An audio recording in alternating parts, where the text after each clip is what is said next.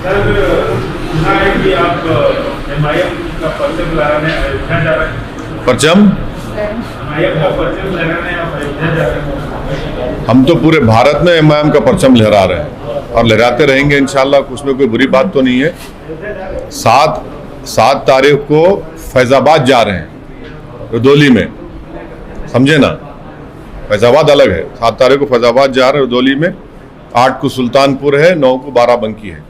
तो अभी तो शुरुआत है, बहुत जगह जाएंगे यूपी में। बुरी बात क्या है, चुनाव आ रहा है, पार्टी को मजबूत करना है, जनता से मुलाकात करना है, जनता के करीब जाना है, जनता को और कॉन्फिडेंस दिलाना है, हमारे पार्टी के केडर को और मजबूत करना है और विधानसभा के चुनाव में अच्छी तरह लड़के हमारे पार्टी के कैंडिडेट्स को विधायक बनाकर उत्तर प्रदेश विधानसभा में भिजाना है और योगी हुकूमत को हराना है।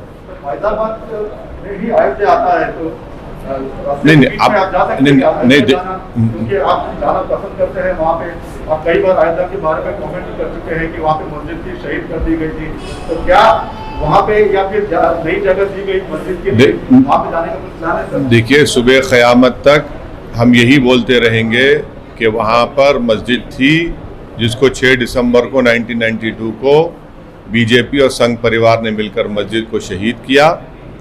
और अगर मस्जिद शहीद नहीं होती तो सुप्रीम कोर्ट का जजमेंट कुछ और आता।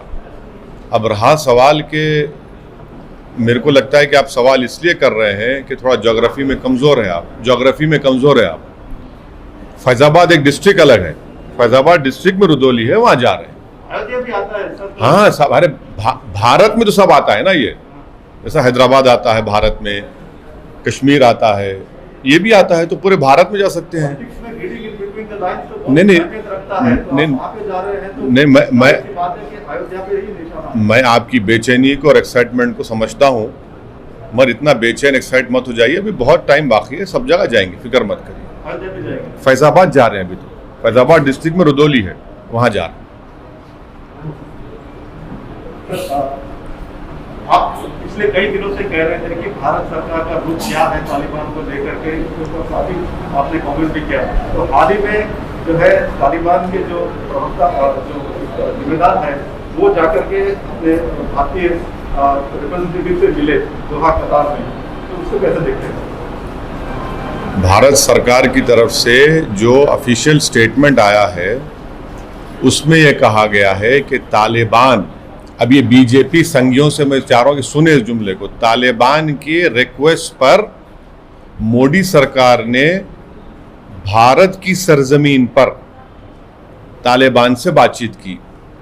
अब हम ये पूछना चाह रहे हैं मोदी सरकार से कि उनको क्या आपने कबाब खिलाया या उनको आपने दूध पिलाया या बगैर दूध की चाय पिलाई? और जब आपने बातचीत की तो आपने क्या उनसे कहा कि हेलमंड प्रोविंस में जैश ए मोहम्मद एक्टिव है, खोस्ट में लश्कर तैयबा का कैंप एक्टिव है?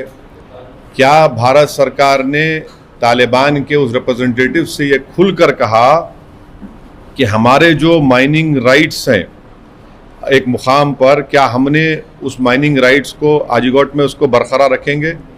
और सबसे अहम बात यह है कि भारत सरकार UN सैंक्शन कमेटी का चेयरमैन है, तो क्या वो तालिबान और हक्कानी नेटवर्क के वो टेररिस्ट को डिलिस्ट करेंगे? और सबसे बुनियादी बात, ये मोदी सरकार देश को बताए कि तालिबान आतंकवादी है या नहीं है, और उनका मौक़िफ़ क्या बता दें। अगर आतंकवादी है तो क्या वो UAPA की टेरर लिस्ट में तालिबान को ऐड करेंगे, हक्कानियों को ऐड करेंगे? नहीं करेंगे, क्योंकि आए दिन एक मुसलमान अगर तरकारी बेचता है तालिबानी है, कोई इनसे अपोज करता है पॉलिटिकली, चाहे मुसलमान हो ना हो, ये तालिबानी सोच का है। ये बीजेपी के लोग आपके चैनलों पे बैठकर बोलते हैं। तो हम मोदी सरकार से ये पूछ रहे हैं, साफ तौर पर बता दीजिए कि क्या तालिबान के बारे में आपका मौक़िफ़ क्या है? क्या आप तालिबान को टेररिस्ट ऑर्गेनाइजेशन मानते हैं या नहीं मानते हैं?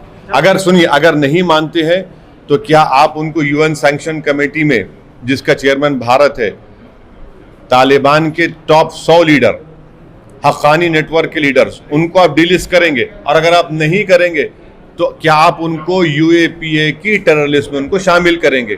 और अगर आप ये सब भी नहीं करेंगे तो क्या मोदी सरकार इनके जो स्पोक्स पर्सन है और इनके जो मीडिया के दोस्त हैं उनसे कहेंगे कि please shut up and don't call everyone तालिबानी? ये हमारा उनसे सवाल है। सर, आप तालिबान से बातचीत करने की वकालत करते रहे हैं। देखिए सुनिए, बातचीत हम सरकार से सवाल कर रहे थे कि आपका मौक़िफ़ क्या है। आज भी हमारा उनसे यही क्वेश्चन है जो हम कह रहे हैं, क्या भारत सरकार, मोदी सरकार जो सत्ता में है, तालिबान के बारे में आपका पोजीशन क्या है? आप उनको टेररिस्ट ऑर्गेनाइजेशन मानते नहीं मानते? और अगर मानते हैं तो क्या यूएपीए की टेररिस्ट में शामिल करेंगे?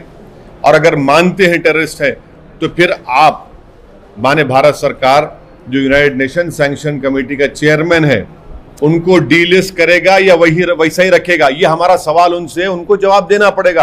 और अगर ये सब नहीं भी करते हैं तो फिर इनके जो लोग बैठते हैं जैक इन द बॉक्स जो है वो हर एक को तालिबानी तालिबानी तालिबानी, यानी ये क्या है फिर? ये इसको रुकाइए। ठीक है सर, आप सालों से बातचीत के हिमायती रहे हैं, वकालत करते हैं। आपने पार्लियामेंट हमने में बोला कि बातचीत करना पड़ेगा। सुनिए, हम बातचीत हो रहा है तो आप उस पे भी मीन पे निकाल रहे हैं। सुनिए, हमने क्या कहा था कि क्या आप इनसे डायलॉग करेंगे, ये आएंगे। आपने मजाक उड़ाया मेरा। 2013 में मनमोहन सिंह की सरकार थी, बीजेपी अपोजिशन में थी, बहुत गालियां दी। फिर मोदी की सरकार बनी, 15 में मैंने 2 मरतबा, 16 में उठाया। आपका पोजीशन क्या है बताइए? आपने CAA का गलत अनकॉन्स्टिट्यूशनल कानून बना दिया। उस वक्त भी मैंने कहा था कि इसमें आप मुसलमानों को ये रिलीजन के ऊपर बनाकर, एक तो अनकॉन्स्टिट्यूशनल है, दूसरा स्ट्रेटेजिकली भारत के लिए ठीक नहीं है। क्यों नहीं है ठीक? पूछा गया हमसे। हमने कहा ये जो उज़्बेक है, ताजिक है, हज़ाराज है, तुर्कमान है, इनका क्या करेंगे आप? आज ये सब चीजें जो हो रही हैं आप देखते नहीं है ना। ये सरकार सोचती नहीं है इन चीजों को। इनको सिर्फ एक ही लगता है, एक ही फोकस होना चाहिए, कैसे देश को हिंदुत्व में तब्दील कर दिया जाए। डोमेस्टिक पॉलिटिक्स को फॉरेन पॉलिसी बना देते हैं लोग। यही इनकी सबसे बड़ी कमजोरी और नाकामी रही है। कह का वेलकम करेंगे? कह का अरे भाई, हम तो सवाल कर रहे हैं कि आपने भारत की टेरिटरी पर तालिबान के आदमी को बुलाया उनके रिक्वेस्ट पर, तो क्या आपने उनको चाय पिलाया? दूध की चाय या बगैर दूध की? कौन सी? और क्या कबाब खिलाया आपने उसमें? और हाजीघाट में जो हमारा माइनिंग राइट्स के बारे में क्या बोला आपने? क्या आपने उनसे कहा कि हेलमंड में जैश-ए मोहम्मद जो पार्लियामेंट पर हमला किया, एयरक्राफ्ट हमारा हाईजैक किए, लश्कर तैयबा जो मुंबई की सरजमीन पर मासूम लोगों को मारे, उनका कैंप खोस में चल रहा है? आपकी क्या पॉलिसी है? और तालिबान के टेररिस्ट है नहीं है, और अगर है तो यूएपीए में शामिल करेंगे नहीं करेंगे? भारत यूएन सैंक्शन कमेटी का चेयरमैन है। तालिबान के 100 लीडर, हक्कानी नेटवर्क के कई लीडर्स, वो हक्कानी नेटवर्क जो हमारे एम्बेसी पर हमला किया और हमारा डिप्लोमेट मारा गया। क्या पॉलिसी है मोदी सरकार की बताइए?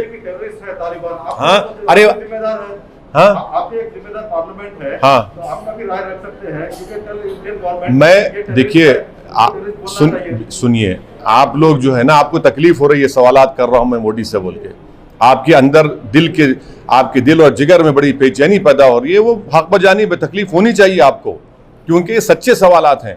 ऑल पार्टी मीटिंग में भी मैंने ये पॉइंट्स को उठाया था। गवर्नमेंट क्यों शर्मा रही है? क्यों शर्मा रही है? पास आते भी नहीं, चिलमन से हटते भी नहीं, ये पर्दे से झांक झांक कर क्यों मोहब्बत कर रहे हैं? खुल के बोलिए। अरे खुल के बोलिए ना। नहीं ये अरे कोई देश के मामले में, देश की सिक्योरिटी के मामले में ये सरकार को ये जवाब देना पड़ेगा जो हम उठा रहे हैं।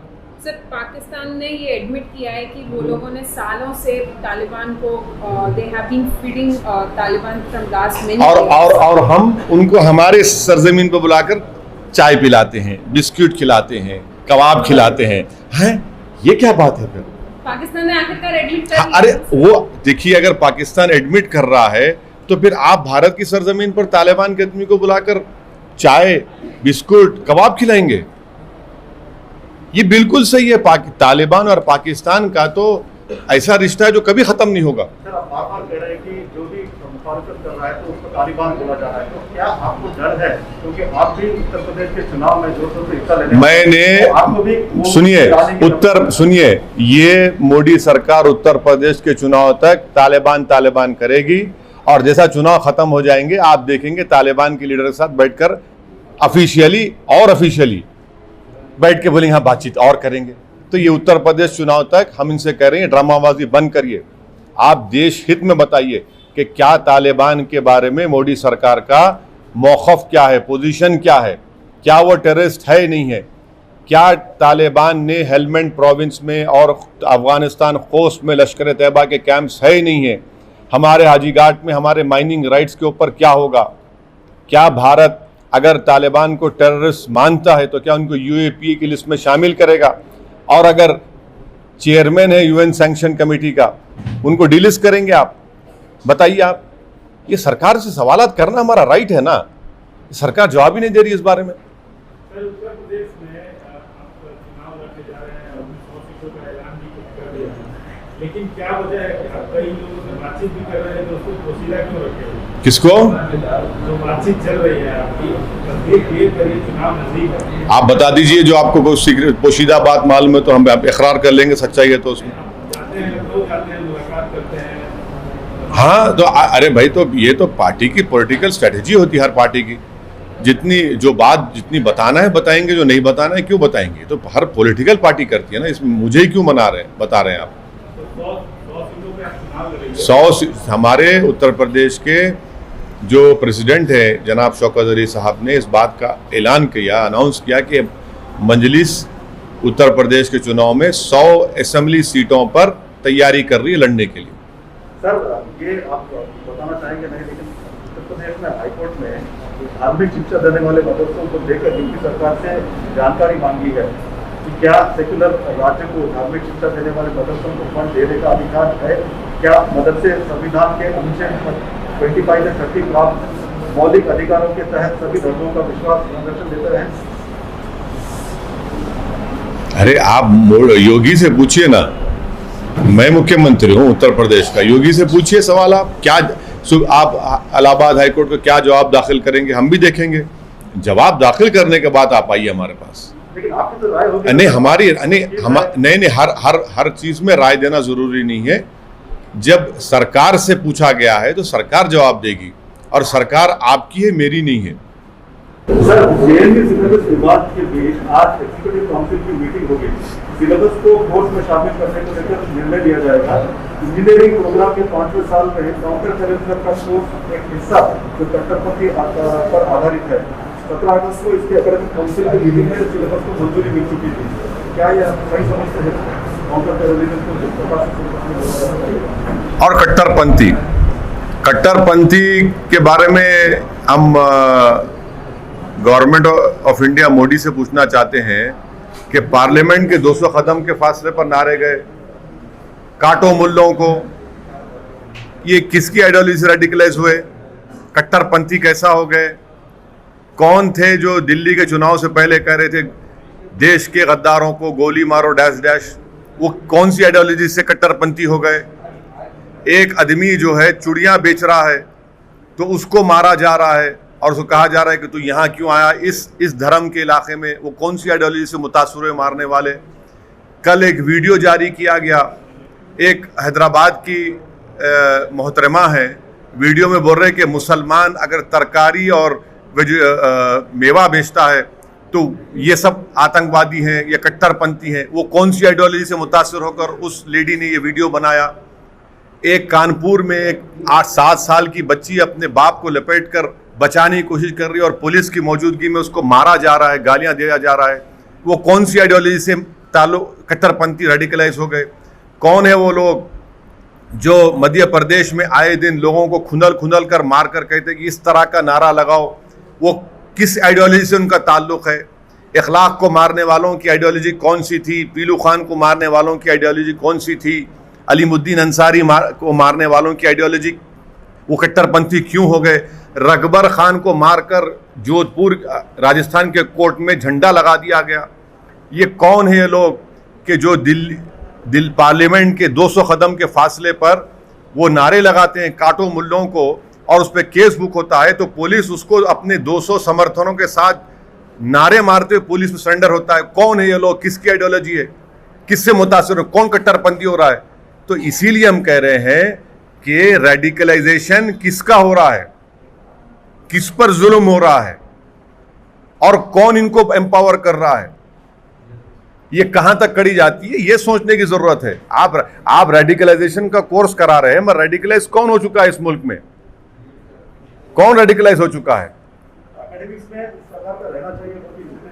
अरे वो छोड़िए ना, हम आपको एग्जाम्पल्स दे रहे हैं, मैं आपको एग्जाम्पल्स दे रहा हूं रेडिकलाइजेशन के।